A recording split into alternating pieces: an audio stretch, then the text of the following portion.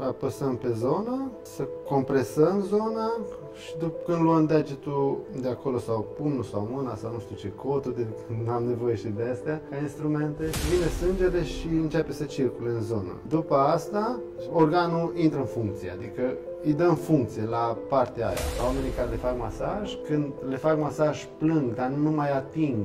E dureros ce fac eu, adică dacă este durere în abdomen, este ceva... Nu e bun acolo. E o problemă, deci e un blocaj, trebuie deblocat, dar nu e suficient. La mulți oameni sunt multe canale și multe capilare care sunt strangulate și prin masaj am observat și la mine și la ceilalți că există o relaxare și ulterior parcă apare o nouă formă de viață înăuntru care înseamnă un nou plus la vitalitate. Da, așa e. Mulți oameni îmi confirmă, îs mai liber, îs mai ușor. Ce fac eu în zona abdomenului, mai mulți oameni au considerat acolo că e primul creier, deci în burtă sau în abdomen. În relația dintre organe. Da. Deci prima dată se procesează mâncarea în abdomen, de acolo se duce la creier și se distribuie.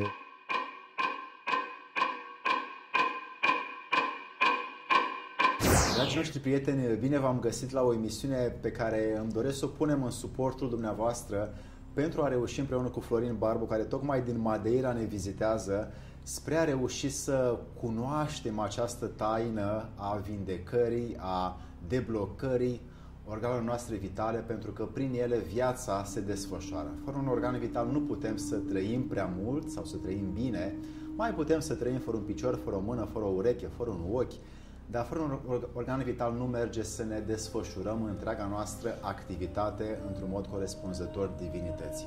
În acest motiv, Florin Barbu, în ultimii săi ani, a observat că a primit un dar, poate un fel de har, prin care simte pulsația, magnetismul și strangularea unui organ vital pe care noi îl avem. Fie că este la pancreas, fie că este la duoden, la vezică, la plămâni și așa mai departe, sau la ficat, și începe și lucrează prin mâinile sale în sistemul nostru intern. Și acolo vede și simte și anumite blocări emoționale, anumite blocări mentale și și-a însușit o metodă de terapie unică pentru mine, prin care unii oameni aparent vin și doar vor să facă masaj visceral, dar ulterior ajung și unii mai plâng, alții se mai eliberează, alții se mai deblochează foarte rapid și de alte incoerențe emoționale dinăuntru lor. Și în acest motiv Florin astăzi ne va revela care sunt instrumentele pe care el le folosește în acest masaj visceral, adică de deblocare și lipsă de comunicare între organe pe care el le poate reasambla, repune în funcțiune și a face ca să nu mai fie la fel de strangulat din diverse posturi greșite sau diverse blocaje pe care oamenii le au. Și pentru că ți-am făcut această prezentare, permite-mi, te rog, să intru în cum ai observat că tu simți pulsația unui organ vital și cum se poate desfășura procesul de vindecare a unui organ vital prin masaj. Bună ziua și mulțumesc, Alex, pentru prezentare. Mulțumesc pentru tot ce facem și ce facem împreună. Acum o să fiu explicit, dar nu sunt pregătit așa profesional, adică o să fiu ce trebuie să fiu acum, da? Masajul visceral, poate nu toată lumea cunoaște ce este. Visceral ce? Și atunci ce fac eu? În zona abdomenului, mai mulți oameni au considerat acolo că e primul creier, deci în burtă sau în abdomen. În relația dintre organe. Da. Deci prima dată se procesează mâncarea în abdomen și de acolo se duce la creier și se distribuie creierul, da, percepe după câteva minute, pe câte am înțeles 15 minute, mâncăm un măr, după 15 minute creierul zice da, a primit semnalul. Da, au mâncat măr, știi? Dar primul creier e în abdomen și atunci l-au numit visceral.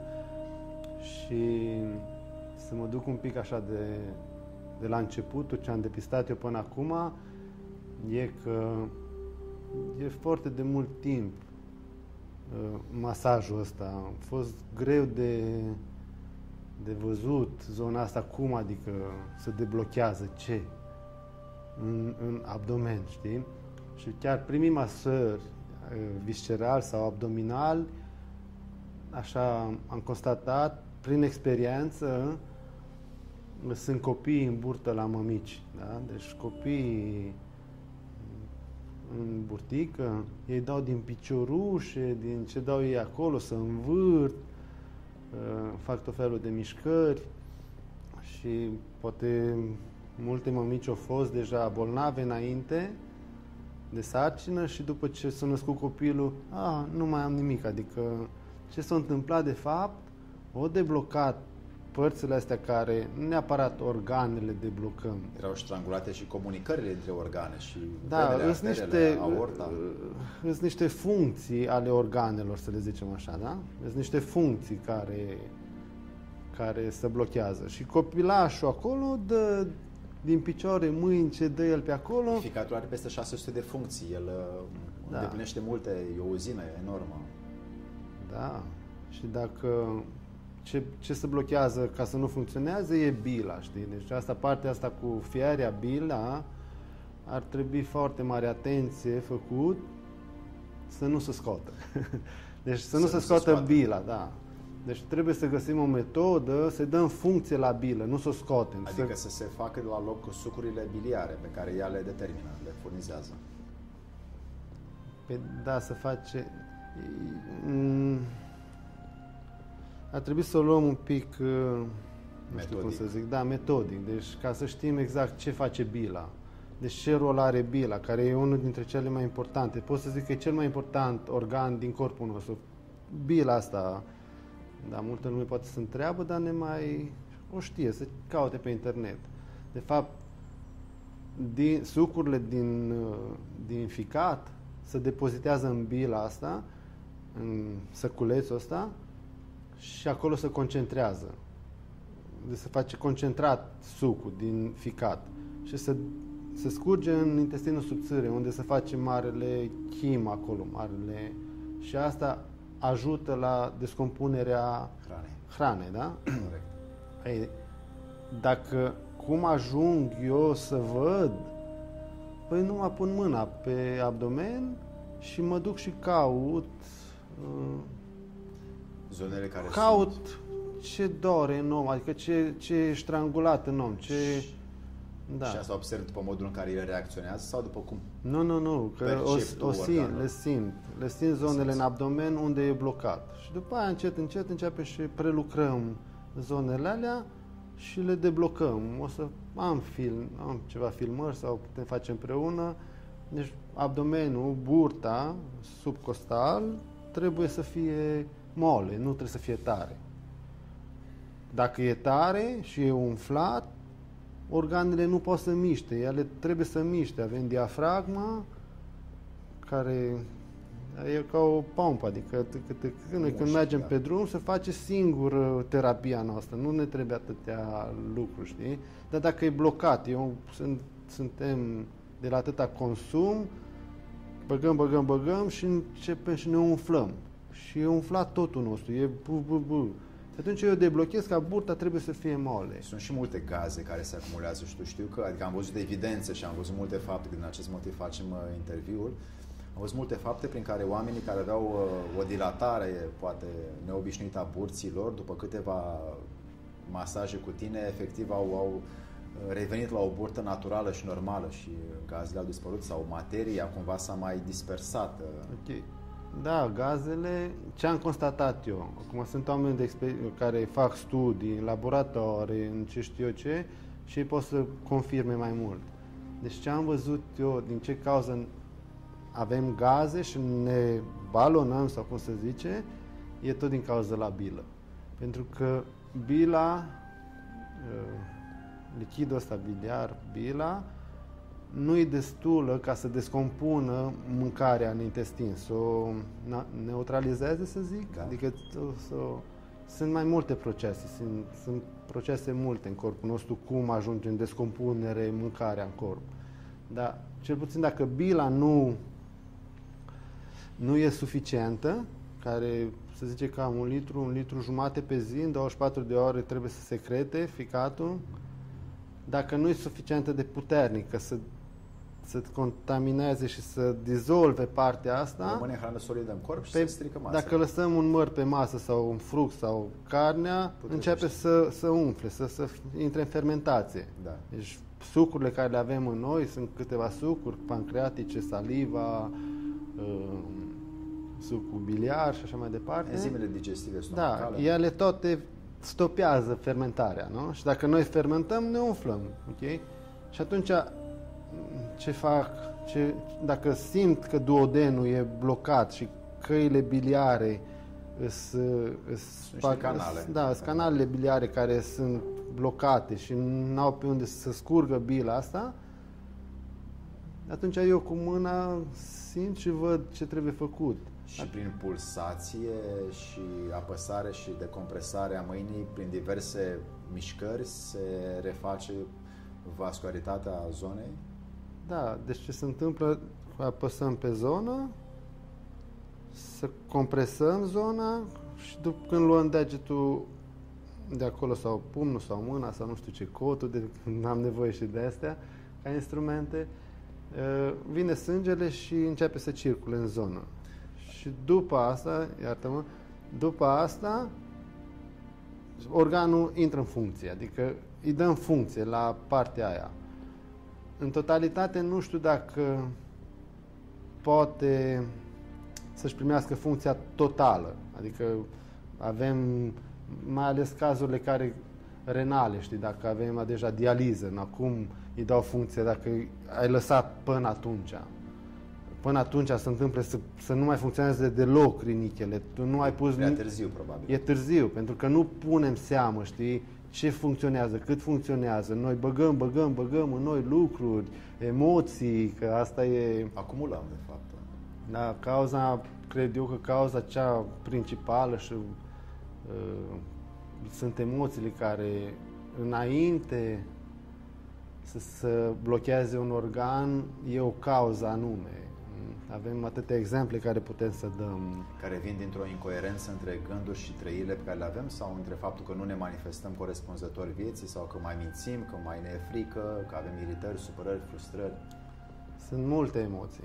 Putem enumera... Și astea induc prin trăirea o lipsă de concordanță în relația cu organul.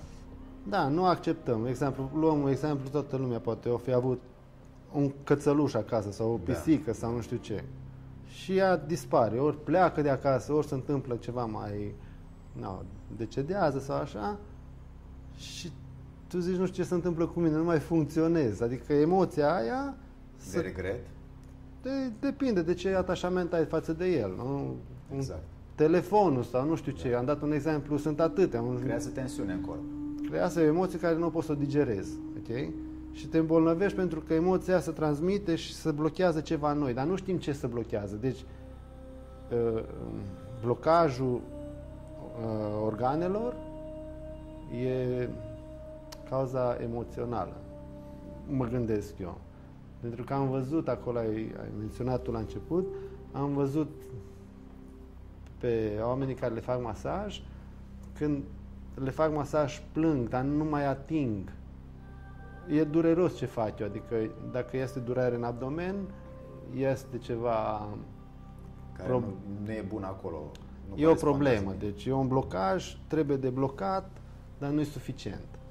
Vreau să mărturisesc faptul că și eu am testat de multe ori serviciile și mama mea și alți oameni cunoscuți și prieteni ai mei și acum împreună cu Florin Barbu realizăm în mai multe tabere, atât în România cât și în Madeira, diverse planuri pentru oameni care au nevoie să vină și să verifice și să testeze funcționarea aceasta optimă, îmbunătățită a organelor noastre vitale, încât să reușim să le vascularizăm, să le repunem toată structura vie la loc și să le dăm suficientă putere să funcționeze mult timp după. Poate ar fi bine să facem puțină lumină asupra acumulărilor mentale, toxice și emoționale pe care le avem și ele se stochează atât în mușchi, dar și în organe vitale mai ales. Și acestea cu timpul nu mai dau randament de funcționare coerentă. Care sunt principalele instrumente de blocare pe care tu le-ai enumerat? Ai enumerat emoțiile și ce ar mai fi pe lângă? Păi, eu le categorizez în 3 nivele, adică avem partea emoțională care e de mic copil sau de înainte de naștere, dacă vreți să mergeți profund. Am întâlnit chiar săptămânile trecute o pacientă sau o doamnă care a fost la mine și ea a spus că e wow, fenomenal, pentru că ea poate să lucreze în momentul când eu apăs pe zonele ei și să meargă nu știu ce zone, chiar și din viețile trecute. Da, și subconștientul ei. Da, și eu lucra foarte și a spus, eu lucrez de atâta timp, că e chiar hipnoterapeută și eu lucrez de atâta timp, de 13-15 ani cu oameni în hipnoză și a spus așa ceva nu se poate, să pot eu singură să pătrund, apăsând tu acolo, să văd exact.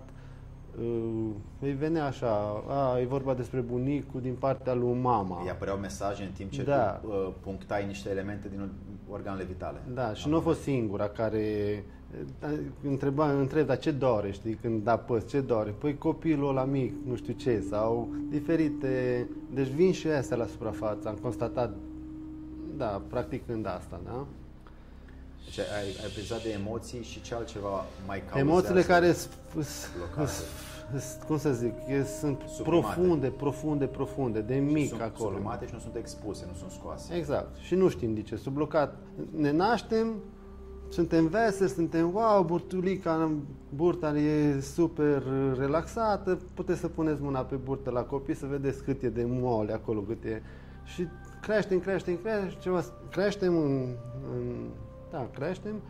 și începe burta să fie tare, știi? Se întărește și pierdem funcțiile, încep așa zisele în disfuncții, că eu nu consider că sunt boli, dar disfuncții ale organelor și nu știm de ce. Ce mi-a zis mie tata când am fost de 4 ani? Că nu știu ce, sau mi-a tras educația care am. Și au rămas valorile acelea înăuntru, fără să au fie rămas neexprimate. A rămas tot timpul acolo, în emoția aia. Toți avem emoțiile alea din copilărie, cred. Și a doua care o consider eu e sentimental, știi? Toată lumea vorbește acum emoții, ne îmbolnăvim din emoții, dar trecem peste partea asta sentimentală, știi? Adică ne separăm, ca exemplu, de ceva, de un lucru care l-am iubit și credem că am scăpat, știi? Nu se întâmplă nimic. Dacă nu iertăm, clar că o să o să se blocheze ceva în noi. Și sentimental, la nivelul inimii, să zic așa, iubirea, știi? Pun iubire în ceva și sunt dezamăgit. Ok? Și după aia e mental, știi? Mental. Înainte era categorizat mai mult, să zicem, 50% emoțional, o 25% le spun așa, nu știu exact, n-am făcut studii, dar mă gândesc eu la astea. Emoțional, sentimental 25% și 25% mental. Acum e invers, știi, vreo 90% ne îmbolnăvim mental. Programe și valori. Da, așa aruncate. Cred, așa mi-au zis ăștia, așa m-au format. Da, și trebuie un pic pe fiecare om să lucrăm și cu partea asta, știi? Să se vadă unde ești tu bolnav, adică în ce zonă afectează organul, de unde vine manifestarea în organe, știi? Știu că de multe ori și am observat pe mine însumi că atunci când, după câteva ședințe, mâinile tale, și chiar avem și filmate, poate pun pe ecran acum, am filmate sesiuni în care Florina ajungea cu mâinile ea până aproape de coastele mele, adică în spate, deși eu eram cu fața în sus, prin faptul că reușea așa de mult să relaxeze organele vitale, încât ulterior parcă era o sinfonie mult mai operabilă acolo și toate lucrurile corespondau între ele și reușea să palmeze și să deblocheze, să iasă din strangulare fiecare firicel al fiecărui organ și mă simțeam într-adevăr plin și mai ales că și aorta era deblocată. La mulți oameni sunt multe canale și multe capilare care sunt strangulate și prin masaj am observat și la mine și la ceilalți că există o relaxare și ulterior parcă apare o nouă formă de viață înăuntru care înseamnă un nou plus la vitalitate. Da, da, așa e. Mulți oameni îmi confirmă, îs mai liber, îs mai ușor, îs mai și simplu fapt că deblochez asta, nu fac nimic, încă nu știu să dau remedii, n-am găsit un remediu să pot să dau la cineva, uite, ia tu asta și te deblochezi, îți deblochezi organele, știi? Am constatat asta din ce am gândit eu, cine poate să deblocheze organele sau oamenii care consumă mult alcool sau alte substanțe și cad pe jos. Adică atunci ăla e momentul când dacă ai pune mâna pe un narcoman, să le zic așa, nu știu cum să... Dacă pui mâna... Da, ăla care e în coma alcoolic, hai să zicem. Așa. Am găsit un alcoolist pe stradă și hai să verificăm ce este în abdomenul lui. E moale total acolo, nu e nicio tărie. Iasă din marmureala aia și organele îs tari în abdomen. Adică, da. Deci asta am constatat-o eu, că dar nu e remediu ăsta. Nu e remediu. Deci acolo trebuie să ajungem să numărăm vertebrele și să simțim vertebrele prin abdomen la coloana vertebrală, da? Ceea ce pentru mulți, pentru că este foarte multă tensiune acumulată prin diverse griji și probleme pe care oamenii le au, tensiunea stă cam peste tot în corp și prin faptul că nu mai există relaxare, omul adună tensiunea, o acumulează sub formă de presiune foarte mare în corp și deodată anumite vase de sânge la o vârstă înaintată se mai și umflă, se mai sparg, Doamne ferește. Păi, pur și simplu nici nu mai circulă viața în om. Că ajungem... Exact. Am întâlnit oameni care nu fac altceva decât să stea pe spate, că nu mai poate nici să miște. Și ce facem acum, Florine? Păi nu facem nimic, ne jucăm un pic prin burtă. Și ce? Nu știu, vedem amândoi cum și ce. Nu e pentru toată lumea asta. Sunt oameni care pot să iau, sunt oameni care nu pot să iau.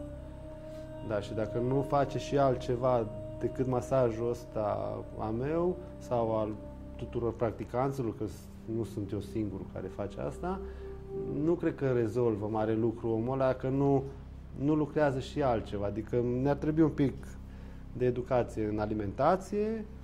După aia educație emoțională. Emoțională, bineînțeles, și mentală. Și mentală și un pic de stretching, sau cum să le spunem, un pic de mișcare. Adică am întâlnit foarte mulți șoferi care au probleme de șoferi de camion, dar și toți suntem șoferi dacă avem mașină. Și suntem șoferi și că avem un birou, adică stăm pe scaun, e același lucru. Și se atrofiază toate organele. Se presează unul pe altul. Unul pe altul și se spagmează, să stopează funcția. Deci, apăsându-se... Erau multe vase de sânge între ele și capilarele care intră prin marea circulație de la inimă către organele vitale sunt, de fapt, distribuitoare de oxigen și de sânge în ele și fiecare primește viață. Și acele foarte mici cărări și vene și artere care se duc și trec și prin corp, prin tot corpul, în organele vitale, ele, practic, țin viața în ele și alea când se astupă sau se strangulează, organul nu mai primește viață. Nu mai circulă. Ceva circulă în noi. Okay? Sângele circulă, sistemul nervos, e o circulație acolo. Și dacă se oprește, e trafic, e blocat drumul, nu mai circulă. Și cum facem să deblocăm asta?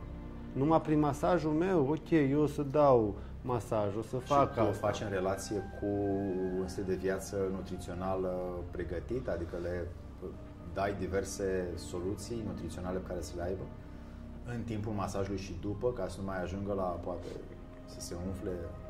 Păi ar fi bine să fac un pic, ei fiecare să-și facă nutriția, că acum sunt atâția nutriționiști, sunt atâtea metode și fiecare cred că suntem responsabili să vedem ce mâncăm. Chiar e bun ceea ce mâncăm. Adică trebuie o disciplină aici, să vedem, luăm ca exemplu, am întâlnit oameni care mănâncă la o masă 30 de mici. Cu un pic de pâine. Eu stau în Madeira, acolo încă nu sunt mici, așa ca aici în România, dar ei folosesc foarte multă carne. Dar dacă mergi la restaurant și spui dă-mi carne, el îți aduce pe un baston așa multă carne și eu mănâncă fără nimic, adică carne goală. Deci Carne goală, da. 300-400 de grame de carne sau depinde de fiecare și carne goală, prăjită, fără nimic, mai un pic de pâine și cartofi. Ceea ce în stomac se blochează. Nu știu ce se întâmplă, dar trebuie luat un pic așa, oare chiar funcționăm așa în fiecare zi cu... Deci asta cred că e personal, fiecare să aibă grijă un pic ce mănâncă. Sunt atâtea studii, că să eliminăm aia. Și tu ce ai observat mai mult? Se întâmplă acest lucru la carnivori sau la vegetariani? Sau nu contează, n-ai văzut un raport? Păi să stă mult, mâncarea care stă mult în abdomen se bate în intestinul gros, da? Acolo. Și mai ales carnivorii. Carnivorii, da. Și mult și are tărie, alcoolul, pot să zic, care alcool blochează de fapt funcționarea intestinului gros și rămâne acolo și se pietrifică, se putrezește. Da, putem să zicem intestinul gros, dar cred că blochează ficatul ca să elimine sucurile biliare, da, și pancreasul și da, e o industrie acolo. Și atunci omul practic în planul de procesul de vindecare pe care tu îl oferi, ce incluzi în afară de masaj pe care tu îl faci în mai multe sesiuni, 3, 4, 10 sesiuni, depinde de gravitate? Adică mai faci un fel de instrucție terapeutică, comportamentală? Da, eu cred că e și personal, de la om la om. De la om la om. Okay? Deci e de la om la om. Și oamenii care vin la masaj, deja, eu cred că ei sunt pregătiți și mai ales ăștia care vin și persistă. Noi știm că am avut în tabără ultimul caz care persistă, chiar pot să nu-i dau nume, dar o doamnă care a avut 120 de kilograme și după ce am redirecționat un pic, 2 luni sau din tabără, are 105 kg, adică 15 kg și femeia are 70 de ani, deci nu e un care caz... s-au eliminat diverse structuri... Da, nu e un caz ușor pentru mine când ajung să lucrez cu oameni de ăștia. Mai la 25 de ani, 30 de ani e simplu, dar un om care aproape nici nu mai poate să miște din cauza că s-a blocat, deci s-a blocat totul în el, acolo e mai greu să-i dăm funcție, e un pic cazuri mai grele, știi? Dar se pot și astea, cu voința ei, da, și cu voia lui Dumnezeu, pot să zic așa, se poate. Femeia chiar că... Ai spus că ai un simț anume că unii oameni pot primi sau pot recepționa și pot lucra cu deblocarea și alții nu primesc sau nu îți dai tu voie să ajungi acolo. Care e motivul pentru care segmentezi oamenii care pot să facă și oamenii care nu pot să facă asta? Păi, nu vreau să instruiesc acum din emisiunea noastră, știi, pe nimeni. I-am depistat că vin oameni din vreo 2-3 motive, știi? Vin unii din curiozitate, alții vin pe ultimul drum, ăsta mă salvează și pe mine și care nu se poate, nimeni nu salvează pe nimeni. Propriu, noi ne salvăm, noi pe noi. Și cu ăștia am așa câteva neîndumeriri, știi? Și le mai pun 2-3 întrebări și ei nu o să mai vină, știi? Dar sunt oameni care nu interesează, se pun pe masă și pur și simplu se lasă. Și ăla e pregătit și cu ăla am rezultat. Din experiența care am avut-o, se cam întâmplă așa, vin primii oameni, curiozitate, a doua nu știu ce, și a treia sunt convinși de societate și de prieteni și așa, că nu, de fapt nu, că dacă iei o pastilă faci nu știu ce și se poate și aia, dar eu, da. Este un lucru nou pentru știința terapeuților în masaj, că mulți oameni de fapt fac de relaxare, limfatic sau doar pentru partea musculară, dar eu, din ceea ce am studiat, sunt foarte puțini în lume care fac masaj visceral, pentru că este o zonă foarte privată cumva, care puțini oameni știu să intre acolo și să lucreze cu părțile sacre ale vieții. Și atunci mă gândesc că dacă tu ai primit acest dar să poți simți în pulsația organelor vitale pe fiecare om care vine și să le recepționezi undele organului, mă gândesc că ar putea să fie o nouă știință. Ai putea să o vezi astfel, în care să adaugi în un anumit protocol al tău de lucru, mai multe instrumente prin care, într-adevăr, în timpul masajului și după să fie respectat acest lucru, care să însemne un nou conduită de viață pentru ca să nu mai ajungi la așa ceva? Da, asta e chiar fain ce ai zis, știi? Nu trebuie să ajungem să lăsăm organul să nu funcționeze. Cum știe un om, în afară de vitalitate, de puterea de energie, cum știe un om care are probleme la unul dintre organe? Care sunt principale simptome sau diagnostice pe care le vezi? Constipația, Așa? dureri de cap, oboseli, Balonare?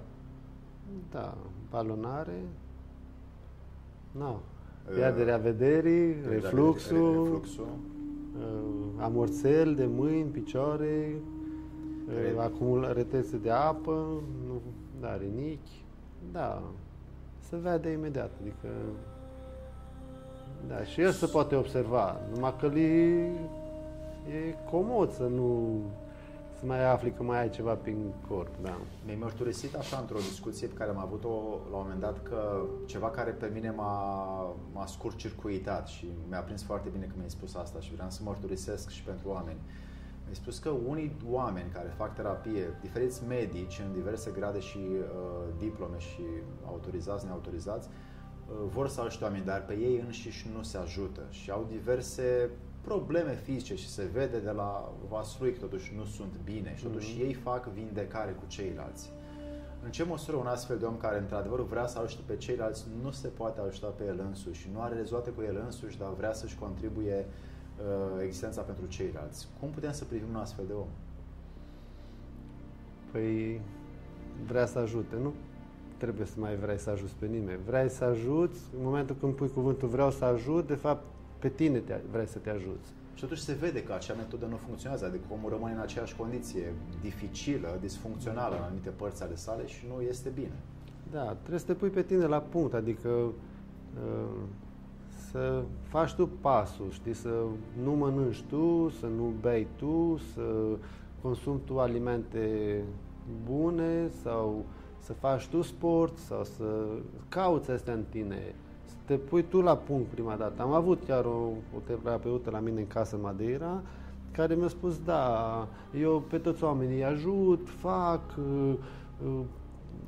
o studiat mult în universitate, are și ceva de astea breveturi și am zis, ok, dar ție cine îți face? Adică că eu, pe cum te văd așa ca corp fizic, mie nu mi se pare că e ceva echilibru acolo, adică eu n-aș putea să mă reprezint, să mă duc la cineva în forma care tu ești umflat sau ce știu ce și să spun, hai că te fac eu bine, știi, că uite, eu cum arăt. Că nu mai este exemplu personal dovedit.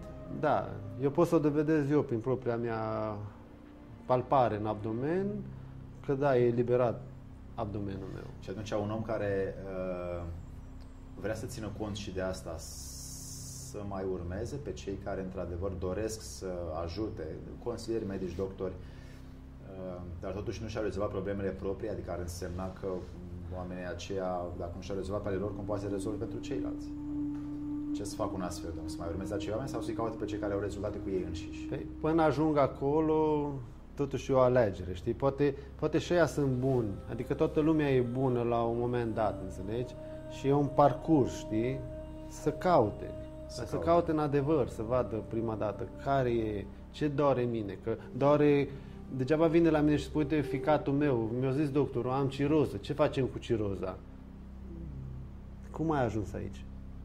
Asta e întrebarea. Cum ai ajuns aici? Păi nu, că am băut eu nu știu cât sau nu neapărat din alcool faci ciroză și știe toată lumea că nu alcoolul... E adjuvant, dar nu da, e sau cauza principală. Pancreasul, nu știu ce, zahărul, faci diabet din cauza că mănânci zahăr. Astea sunt așa, la suprafață, cine vrea să creadă în ele, știi? Dar să presupunem că avem ceva, chiar ne-a depistat doctorul asta. Că cum ai ajuns tu acolo? Și atunci, tot în emoție trebuie să meargă mult și să vadă dacă e pentru el toate ce alege, știi? Că am spus că sunt oamenii care se lasă pe ultima sută. Chiar am întâlnit săptămâna trecută, înainte să vin aici, niște oameni care o construi ceva, lucruri frumoase, știi, pentru societate, locuri de muncă și așa. Și eu le-am pus întrebarea, știi, ați fost capabili acolo să faceți așa frumos, știi, munca care o dați la oameni și au mulți angajați, dar pentru voi ați făcut, pe nu n-am avut timp. N-ați avut timp de ce?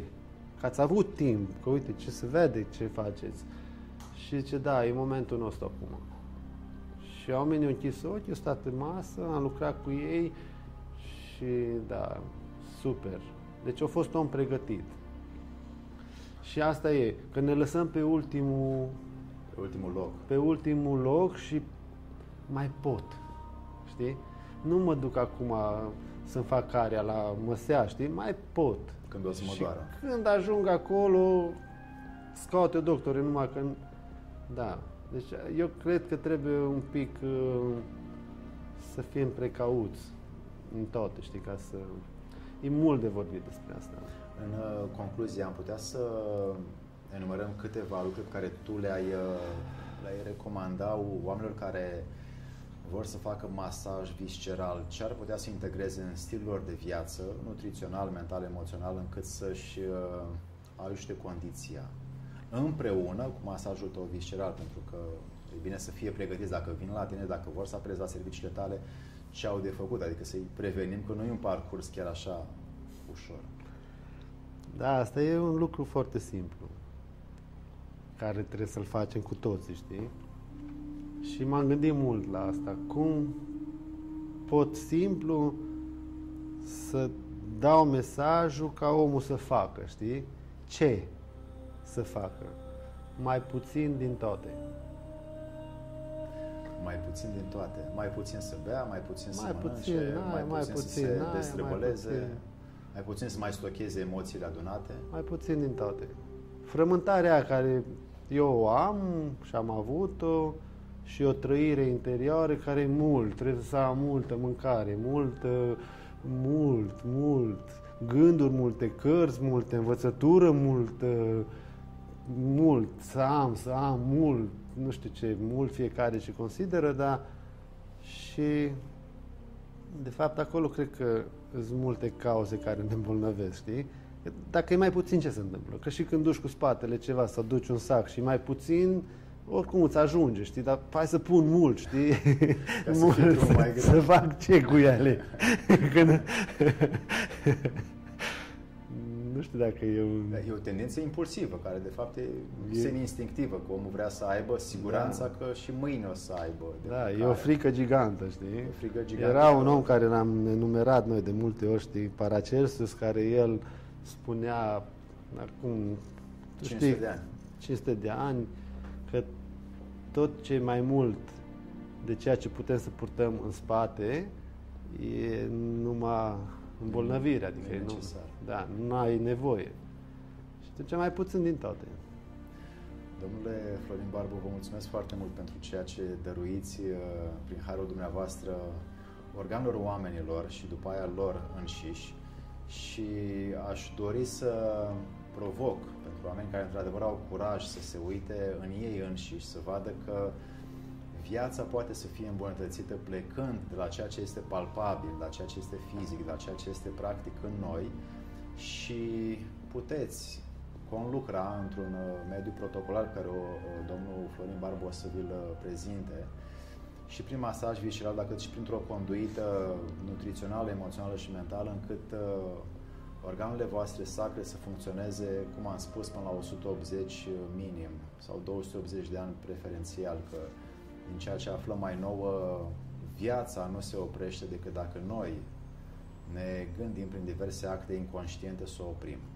Dumnezeu nu credem noi astăzi că El dă, construiește și în continuu creează, El nu ia. Noi, prin acțiunile noastre, de multe ori uităm să o prețuim și uităm să o creștem și când mai pune cineva mâna pe organele noastre vitale și le mai dă viață la loc, atunci să apelăm cu încredere la Florin Barbu și pentru acest lucru îți mulțumesc foarte mult pentru ceea ce dăruiești. Mulțumesc pentru tot. Dragi prieteni, la revedere!